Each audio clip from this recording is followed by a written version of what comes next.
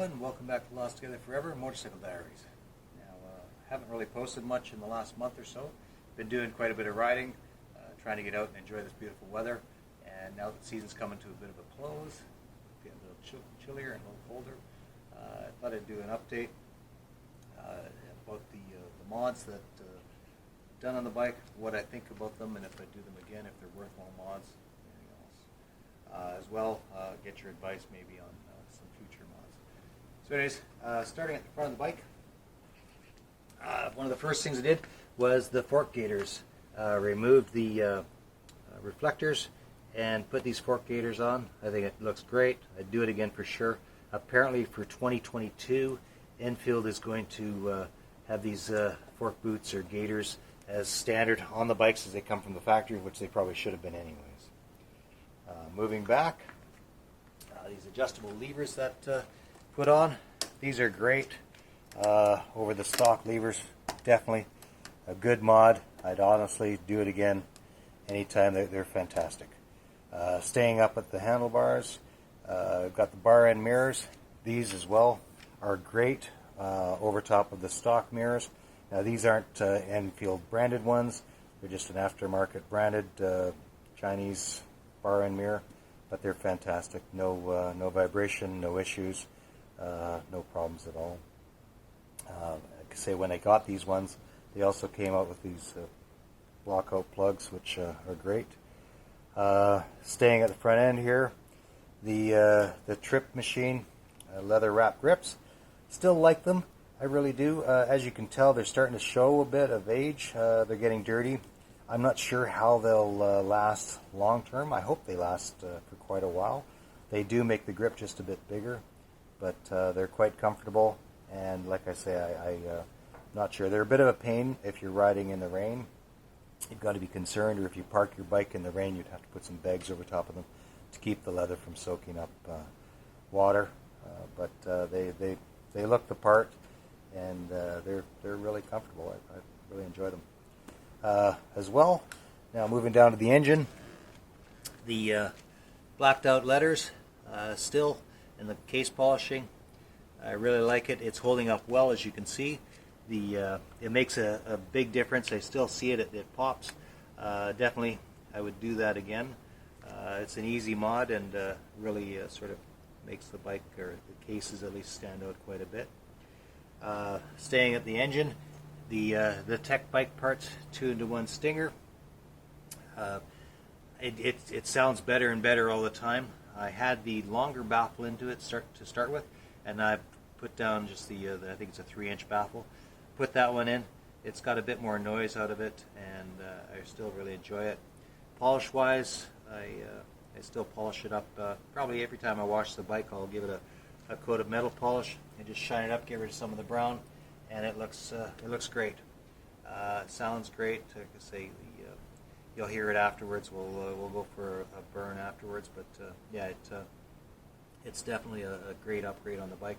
Probably the best upgrade on the bike over all of the upgrades that I've done, but I really like it. Moving towards the back, the seat cowl, you guys, and removal of the fender extension. Really, I like the seat cowl and the way it tidies up the back end of the bike. I was going to put on a different tail light and signal lights, and just for reference, I picked up a couple of these cheapos from China, and in getting them, I would just say, if you guys are thinking about it, I was gonna go for this sort of a look here, but since I've received these, really they're junk.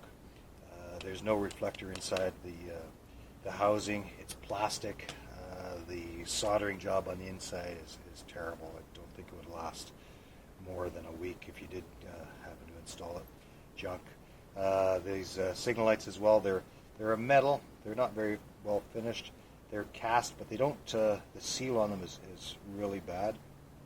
Again, the lights inside are just incandescent lights. They're not LEDs. They don't have any reflectors. So basically, I'd say just save your money and buy something else. What I'm looking at is probably a Motone tail light. They seem to have fairly decent quality stuff. So moto and tail light, and then another set of signals off to the side, and then something up front as well. If anybody has any advice or words of wisdom in regards to a tail light setup, let me know in the comments. I'd really appreciate some input and advice on that. And then as well, moving forward, what I'd like to do as well coming up is a proper cafe fairing. I've looked at quite a few of them out there, and most of them seem to either, if they're a solid frame-mounted fairing, you have to move the headlight out way too far, and it makes the bike look a little off. And if they're just a fork-mounted fairing, they don't seem to quite look the part yet. So I'm still looking. I talked to somebody at J&D Customs. They apparently are working on a fairing. I'm hoping that down the road that'll come up. I also looked at the Autolog one. Didn't really care for that one. The whole design of it didn't quite fit my mind as to what the look I'm going for. So anyways, if anybody's got any comments about that and has any words of wisdom or advice in terms of fairings, or can direct me to a decent fairing, I'd like something that's going to be sort of color matched and provide that nice cafe style. So if anybody's got any input, please comment and let me know. What else can I say about the bike? Oh, in terms of reliability, long term, I've got almost 4,000 Ks on the bike now. Had no issues at all. The bike starts up every time, runs every time, seems to want to go faster and faster every time you ride it. Like I say, no issues, no leaks. I had concerns when I first bought the bike that maybe the quality control may not have been there. I've heard other people say, well, it's not a premium bike, but honestly, it really is. This bike is fantastic. Still makes me smile every time I ride it, and it's comfortable. I don't know that I'd want to take it on a very, very long ride with this seat. The other mod I'm thinking of as well is shaving the seat down some and making it a little more comfortable.